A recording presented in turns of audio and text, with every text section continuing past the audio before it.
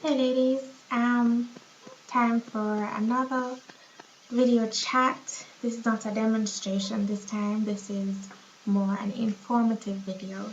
I've had about 30 to 35 new persons added to the emailing list for the videos, and I figured since the persons who are new and most of the persons who are already on my list have already been exposed to makeup but have not been exposed to the basics or the foundation of makeup, that a good way to start this would probably be to start a series on the basics of makeup, because you are not going to know what you're doing wrong or what you're doing right unless you know what your foundation is.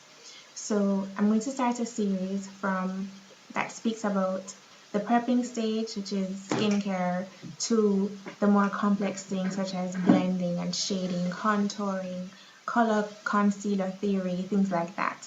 So if you're interested, just keep watching. Alright, firstly, we need to speak about the different types of skin that are out there. There is dry skin, oily skin, dry combination skin, and oily combination skin. To figure out what kind of skin you have, all you have to do is wash your face and do not dry it with air dry. If when it air dries, your face feels tight and dry after about 5 minutes, then that means you have dry skin. If your face feels it starts to produce oils in the sebaceous glands, which are more along the T-zone, across your forehead and down your nose, then you have oily skin.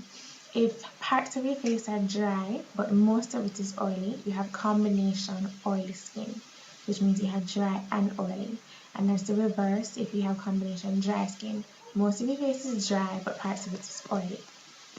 Now, why this is important to note is because one of the key essential things for a good makeup start is moisturizing your face. Now, what makeup serves to do is to accentuate features that are already there. If you are constantly using makeup to cover up what you consider your imperfections or your flaws, then you are going to basically have to wear makeup for the rest of your life. If you use makeup to enhance what you already have while at the same time improving your skin, then it's a winning situation, because you are making sure your skin gets healthier while at the same time realizing what are your features and playing up on them. And the healthier your skin, the less products you have to buy, with more money in your pocket to spend on other things or to spend on higher quality products.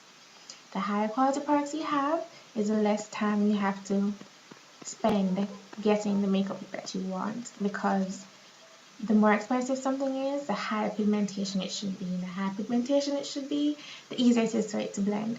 So essentially, you are going to win out in a situation where your skin is in a good place, your makeup is high quality, and your look is exactly what you want it to be. Before you go out and buy any makeup, examine your skin, examine what needs to be done, examine, what you consider a problem and try to fix it. Go out, you need to wash your face at least twice a day. We live in Jamaica, the climate is hot, you're going to sweat a lot. Once a day is not going to cut it.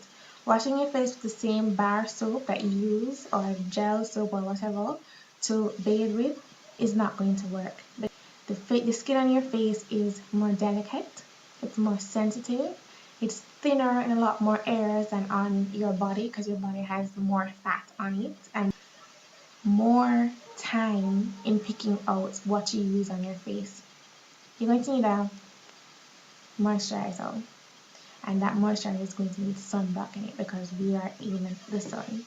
Whether or not you work in an office and you don't go outside, the fact of the matter is at some point in time you're going to be in the sun. Whether it's direct exposure or indirect exposure, you need to make sure that you have some sort of protection from the sun. I recommend Neutrogena Dry Touch Sheer Sunblock. It is not your traditional sunblock that leaves a white film on your skin and it's greasy. It's dry touch, which literally means that it's dry to the touch. You're not going to feel on your skin that you're wearing sunblock. It's not going to show on your skin that you're wearing sunblock. So if your face moisturizer is less than 30 SPF, go out and get Neutrogena sunblock. And what you do is when you wash your face, and if you have oily skin, you put on a toner. You then put on your sunblock, let it dry, which basically takes 5 seconds, and then you put on your moisturizer. There is moisturizer for every type of skin, and you need it. This greasy skin, you need a moisturizer. Oily skin, persons with oily skin, you can get a gel moisturizer. What happens with your skin is that your pores tend to be clogged because of the excess oil that your skin is producing. It produces that excess oil because the oil that is coming from your skin doesn't actually reach where it's supposed to go, because the oil that you're producing excessively is blocking and clogging your pores. So what the gel does is the ingredients in the gel behave in a similar way as the ingredients or chemicals in rubbing alcohol or nail polish remover. I'm not saying it's the same thing, I'm saying that the chemicals behave similarly. In that, if you pour nail polish remover into its cap and leave it, come back the next day, some of it will have evaporated.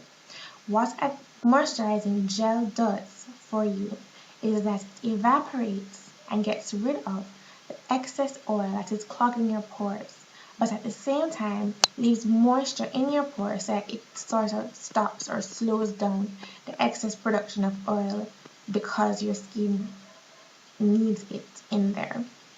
So what happens is you put on a gel, it should dry up the excess oil that is there while maintaining the correct balance or the correct amount of oil that your skin needs. For combination dry skin, I wouldn't necessarily go combination oily skin, I wouldn't necessarily go with a gel moisturizer because it's going to leave parts of your face too dry. The drier parts, I would go for an oil-free cream moisturizer.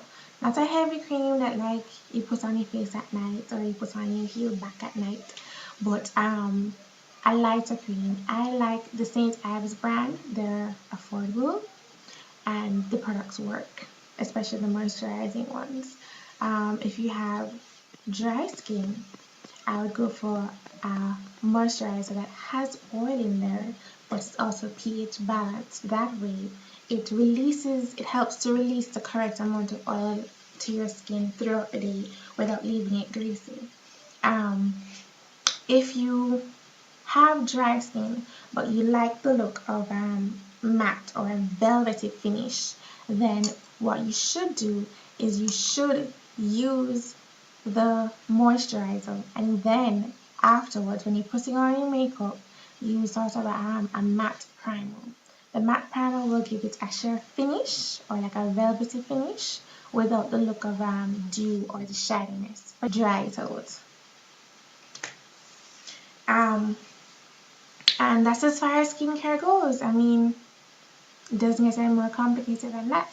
You just need to figure out what kind of skin you have, buy the correct product for the skin, make sure you're using sunblock, make sure that the product you buy is hypoallergenic and it's not going to break you out or cause a rash, and wash, moisturize if you have oily skin, tone, or if you want to, even tone your skin some more, use a toner. At night, wash your face, put on a deeper moisturizer, and you can look at my blog for a more in-depth discussion on how to take care of your skin and my recommendations for face wash and moisturizer and toner and sunblock for different types of skin that's out there, and more details as to how to choose a product that is hypoallergenic, good for your skin, and establishing a routine before putting your makeup on. See you ladies next time.